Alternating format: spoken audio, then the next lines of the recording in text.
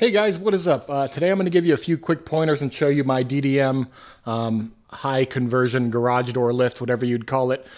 These I ended up paying almost $1,000, but in my experience, getting a garage door company to come out and do this was like $1,300 to $1,500 and like a 3-week wait.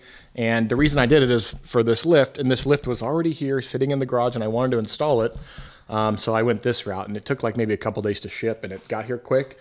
And I did that literally that night that it came in. I installed this by myself in like 4 or 5 hours. And I want to give you a few tips on how to do it. Okay, so first tip, let me kind of show you what all's involved. So first, you're going to get these brackets, whatever those circle things are called. You're also going to get new springs. But the main piece you're getting, the piece de resistance, the real reason you're spending $1,000 is this piece right here. It's hard to rationalize that in your mind, spending $1,000 on that, but it does come with the pulleys and the springs and everything.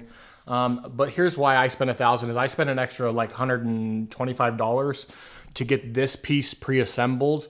So this piece, all that came pre-assembled. I just hooked the radius on and then hooked that onto the radius and then hooked that to my horizontal. So a few tips. Number one, if you're not really mechanically inclined and you don't want to drill a bunch of holes and measure things and cut at certain angles, pay the $125 and get it pre-made for you.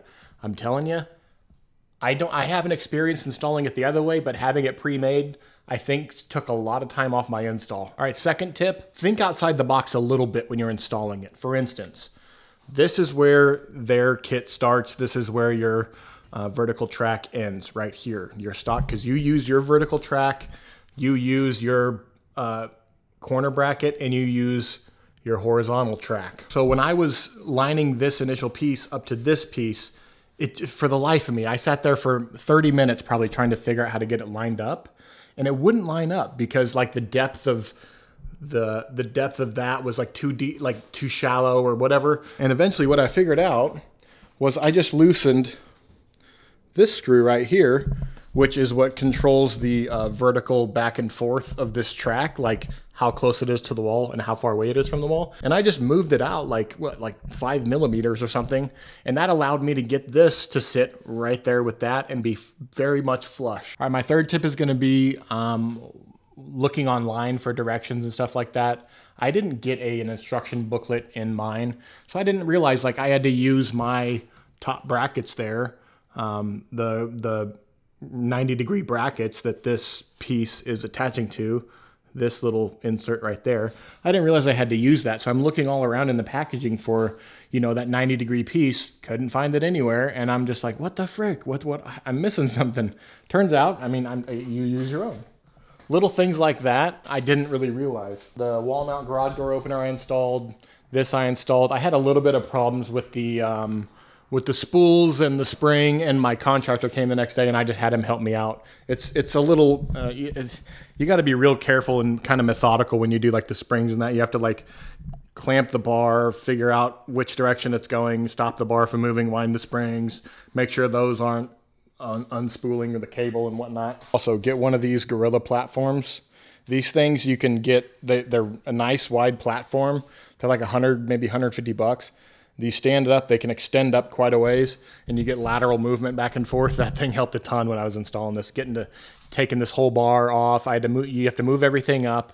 So the process is this: bar comes off, garage door comes, or the garage opener comes out, bar comes off. You need to install the piece they give you with the radius. You install the radius to that piece, the radius comes with it. And then you attach that radius to your horizontal piece here, the existing horizontal piece. They provide new cables. You have to run your cables down, attach them to the little pegs at the bottom of your garage door, run them to the spool, get them started in the spool, put your springs on, wind the springs, make sure they're not causing slack in the cable, et cetera, et cetera, et cetera. If you're planning on buying this and you're kind of clueless as to the process and you have any questions, and you're not getting any response from like customer service or something, just shoot me a comment down below and I will get back to you. Any questions you have, I will try to get back to you and help you out. Just from my experience, I should be able to help you out a little bit. But yeah, guys, that's that. I'll be reviewing this next, this 4-post lift from Advantage. That is the video, guys. Thanks again for watching. Have a great day. Bye.